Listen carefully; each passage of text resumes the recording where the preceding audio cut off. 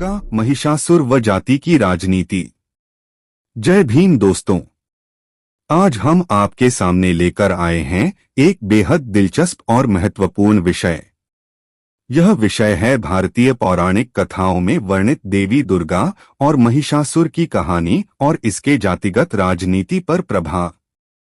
आप सब जानते हैं कि महिषासुर को एक राक्षस के रूप में दिखाया गया है, जिसका वध देवी दुर्गा ने किया था। परंतु क्या आप जानते हैं कि इस कथा की विभिन्न व्याख्याएं भी हैं? क्या आपने कभी सोचा है कि महिषासुर की पूजा भी की जाती है और इसका क्या महत्व है? आज के इस वीडियो में हम आपको बताएंगे कि कैसे देवी दुर्गा और महिषासुर की कहानी को विभिन्न दृष्टिकोणों से देखा और समझा जा सकता है। हम इस बात पर भी चर्चा करेंगे कि कैसे इस कथा को लेकर विभिन्न समुदायों में मतभेद हैं और इसका आधुनिक जातिगत राजनीति पर क्या असर पड़ता है। हमारे साथ अंत तक बने रहें और जानें इस विवादित कथा के बारे में अनकही बातें और अनदेखे पहलू। यदि आपको हमारा यह प्रयास पसंद आए तो कृपया इसे लाइक, शेयर और सब्सक्राइब करना न भूलें। तो चलिए दोस्तों, शुरू करते हैं इस रोचक यात्रा को और समझते हैं दुर्गा, महिषासुर और जाति की राजनीति के गहरे मायने। हम सबको यह पता है कि मैसूर नगर का नाम महिषासुर पर रखा गया है। एक मित्र ने मेरा ध्यान तैयब मेहता की काली श्रृंखला की पेंटिंग्स में से एक की ओर आकर्षित किया, जिसमें देवी को महिषासुर के आलिंगन में दिखाया गया है। यह पेंटिंग बहुत बड़ी कीमत पर बिकी। जवाहरलाल नेहरू विश्वविद्यालय पर हालिया हल्ले ने भारतीय पौराणिकता और उसकी व्याख्या से जुड़े एक महत्वपूर्ण मुद्दे को राष्ट्र के समक्ष प्रस्तुत किया है। अपनी सरकार की कार्यवाही का बचाव करते हुए केंद्रीय मानव संसाधन विकास मंत्री स्मृति ईरानी ने कहा कि जेएनयू राष्ट्र विरोधी गतिविधियों का अड्डा बन गया है। उन्होंने यह भी कहा कि जेएनयू के दलित व ओबीसी विद्यार्थियों के कुछ समूह महिषासुर शहादत दिवस का आयोजन कर रहे हैं और आरोप लगाया कि इन विद्यार्थियों ने एक पर्चा जारी किया था, जिसमें देवी दुर्गा के बारे में कई अपमानजनक बातें कही गई थीं। कई लोग देवी दुर्गा की महिषासुरमर्दिनी के रूप में पूजा करते हैं। महिषासुर, जिसे आमतौर पर राक्षस बताया जाता है, के वध की कई अलग अलग व्याख्याएं की जाती रही हैं। इस मुद्दे के चर्चा में आने के कुछ वर्ष पहले देवी दुर्गा के संबंध में एक अन्य विवाद भी खड़ा हुआ था। संसद में एक सदस्य ने इस बात पर आपत्ति प्रकट की कि इंदिरा गांधी राष्ट्रीय मुक्त विश्वविद्यालय की एक पुस्तक में कहा गया है कि देवी दुर्गा मदिरा का सेवन करती थीं। उत्तर में तत्कालीन केंद्रीय मंत्री प्रणब मुखर्जी ने चंडी पाठ के एक श्लोक को उद्धृत किया, जिसमें यह बताया गया है कि किस तरह देवी ने युद्ध के बीच में एक बार और फिर मदिरा का सेवन किया और किस प्रकार उनके नेत्र रक्तमय हो गए, उदित होते सूर्य की किरणों की तरह। फॉरवर्ड प्रेस पत्रिका के अक्टूबर 2014 अंक में महिषासुर दुर्गा कथा की बहुजन व्याख्या के संबंध में कई लेख प्रकाशित किए गए। पुलिस ने इस अंक की प्रतियां जब्त कर ली थीं क्योंकि किसी व्यक्ति ने यह शिकायत की थी कि पत्रिका में प्रकाशित लेख ब्राह्मणों और ओबीसी के बीच शत्रुता उत्पन्न करने वाले हैं। यह मामला अभी न्यायालय में विचाराधीन है। आज जिस स्वरूप में दुर्गा पूजा मनाई जाती है, उसकी शुरुआत महज 260 साल पहले 1757 में प्लासी के युद्ध के बाद लॉर्ड क्लाइव के सम्मान में कलकत्ता के नवाब कृष्णदेव ने की थी। इस प्रकार यह त्योहार न सिर्फ नया है, बल्कि इसके उत्स में मुसलमानों का विरोध और साम्राज्यवाद परस्ती भी छुपी हुई है। यद्यपि कई समुदाय लंबे समय से महिषासुर की अभ्यर्थना करते आए हैं, परंतु महिषासुर शहादत दिवस का आयोजन कुछ ही वर्ष पहले शुरू हुआ। सन 2011 में विद्यार्थियों के एक समूह ने जेएनयू में इसका आयोजन किया। बाद में उदित राज, जो अब भाजपा सांसद हैं, ने भी ऐसे ही एक कार्यक्रम में शिरकत की। हमें अब यह पता चल रहा है कि देश के विभिन्न हिस्सों, विशेषकर बंगाल में कई आदिवासी समुदाय सदियों से महिषासुर को पूजते आए हैं। पिछले वर्ष महिषासुर के सम्मान में लगभग 300 कार्यक्रम देश भर में आयोजित हुए। फॉरवर्ड प्रेस व अन्य पत्रिकाओं में प्रकाशित अपने लेखों में कई बहुजन अध्येताओं ने यह तर्क दिया कि महिषासुर वध को त्योहार के रूप में मनाया जाना दो कारणों से अनुचित है। पहला, यह मृत्यु का जश्न मनाना है, और दूसरा, यह महिषासुर के चरित्र की ब्राह्मणवादी व्याख्या को स्वीकार करना है। ब्राह्मणवादी व्याख्या के अनुसार महिषासुर एक असुर था, जबकि अन्यों का कहना है कि वह आदिवासियों का राजा था। पौराणिक ग्रंथों की व्याख्या आसान नहीं है। इनमें वर्णित घटनाओं को इतिहासविद सत्य की कसौटी पर नहीं कस सकते, क्योंकि ये घटनाएं प्रागैतिहासिक काल में हुई थीं।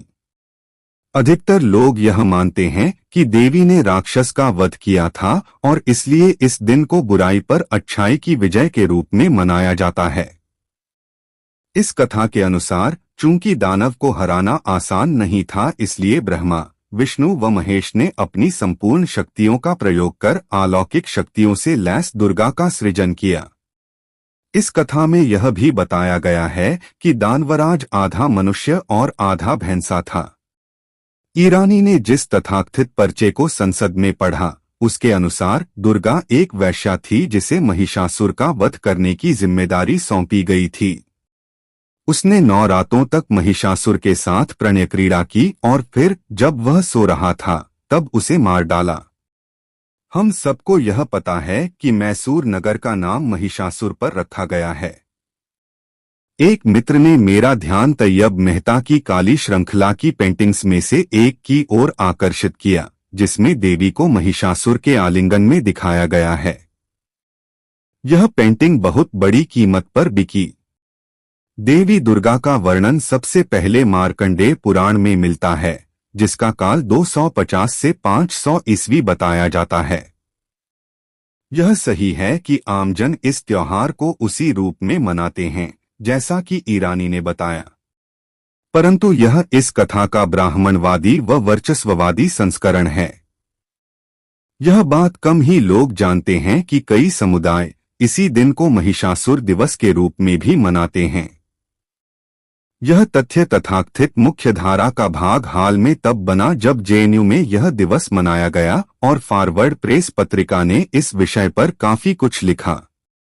यहाँ मैं यह जोड़ना चाहूंगा कि वर्चस्वशाली विमर्श हमेशा वर्चस्वशाली जातियों वर्गों द्वारा निर्मित व प्रायोजित होता है। लोकमान्यता यही है कि यह अच्छाई और बुराई, ईश्वर और असुरों के बीच संघर्ष था। इस त्योहार की यह व्याख्या आर्यों के भारत में आगमन को एक शुभ घटना बताती है। एक अन्य व्याख्या ज्योतिराव फुले ने प्रस्तुत की थी।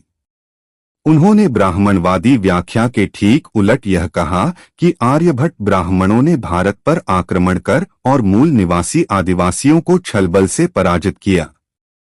यह व्याख्या उस सामाजिक परिवर्तन के साथ उभरी जिसका आगाज पद्दलित वर्गों द्वारा अपनी मुक्ति के लिए संघर्ष शुरू करने से हुआ।